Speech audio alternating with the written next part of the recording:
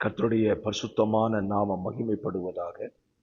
ஆசீர்வாதமான ஒரு நல்ல காலை நேரத்திலேயும் அனுதின மன்னா என்கிற வேத தியானத்தினால் உங்களை சந்திப்பதில் மிகுந்த சந்தோஷம். கிருபையாய் கர்த்தர் நமக்கு ஒரு நல்ல நாளை கூட கூட்டி கொடுத்திருக்கிறார். இந்த நாளுக்காக கர்த்தரை ஸ்தோத்திரம் பண்ணுவோம். இந்த நாள் மார்ச் மாதம் 25ஆம் தேதி செவ்வாய்க்கிழமை காலவேளை. இந்த காலவேளையிலையும் நம்முடைய தியானத்திற்காக லேவியராகமம் புத்தகம் 14ஆம் அதிகாரத்தை எடுத்துக் கொள்கிறோம். இன்றைக்கு 14ஆம் அதிகாரத்தை வாசியுங்கள்.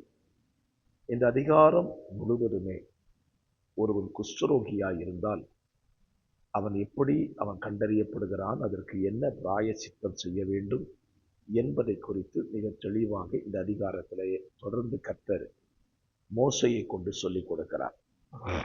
இந்த அதிகாரத்தில் நம்முடைய சிந்தைக்கு என்ன என்று நீங்கள் கேட்பீர்களானால், ஒரு ஆசாரியனுடைய கையிலே தேவன் கொடுத்திருக்கிற விலையேற பெற்ற பொறுப்பு.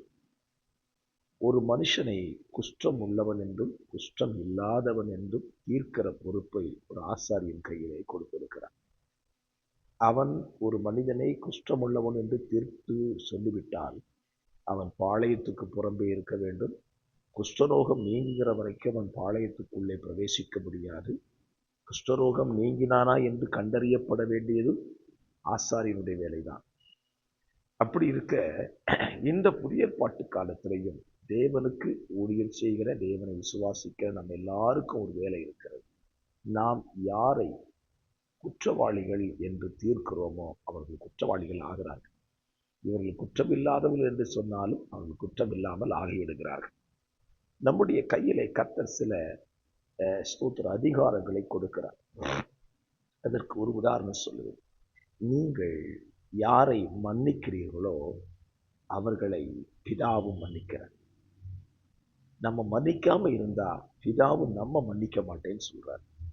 ஸ்தோத்திரம். வேற புத்தகத்தில் அப்படிதானே படிக்கிறோம். அந்த பரமண்டல ஜபத்துல ஆண்டவர் சொல்லி கொடுக்கிறார் பாருங்க, நாங்கள் எங்கள் கடனாளிகளுக்கு மன்னிக்கிறது போல எங்கள் கடன்களை நீர் மன்னியும் என்று கேட்கிறார். ஆமா, ஆண்டவர் நம்ம மற்றவங்களை மன்னிக்க சொல்றார். அப்ப மற்றவர்களை நம்ம குற்றவாளிகளை ஆக்காம அவர்களை தேவனுடைய கிருபையை கொண்டு நீதிமான்களாக்கப்படுவதற்கு ஏதுவான காரியங்களை நாம் என்ன செய்ய வேண்டுமா, நடத்த வேண்டும் என்று சொல்லுகிறார். கர்த்தர் நல்லவர். ஸ்தோத்திரம். அப்போஸ்தலனாகிய பேதுரு வாழ்க்கையில தேவனே அவருக்கு தரிசனம் கொடுத்து புறஜாதிகளை ஏற்றுக்கொள்ள வேண்டும் என்று சொல்லி தீர்ப்பு சொல்லிவிட்டார். புறஜாதிகளை பேதுரு ஏற்றுக்கொள்ளுகிறார். கொர்நேலியு ரட்சிக்கப்பட்டு விடுகிறார்.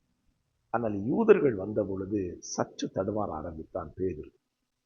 ஆனாலும் பிற்பாடு அவன் சுதாரித்து கொண்டு புறஜாதிகள் மத்தியிலே தன்னை கொண்டு தேவன் செய்ததை குறித்து அவர்கள் தீட்டுள்ளவர்கள் அல்ல, தேவனால் அங்கீகரிக்கப்பட்டவர்கள் என்று பேதுரு தெளிவாய் சொன்ன பொழுது அன்றைக்கு இருந்த அந்த பெந்தெகோஸ்தே சபை அல்லது அப்போஸ்தலர்கள் அதை ஏற்றுக்கொண்டார்கள்.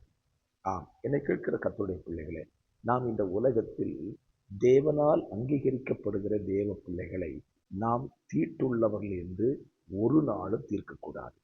ஸ்தோத்திரம். யூதர்களுக்கு புறஜாதிகள் தீட்டுள்ளவர்கள் தான்.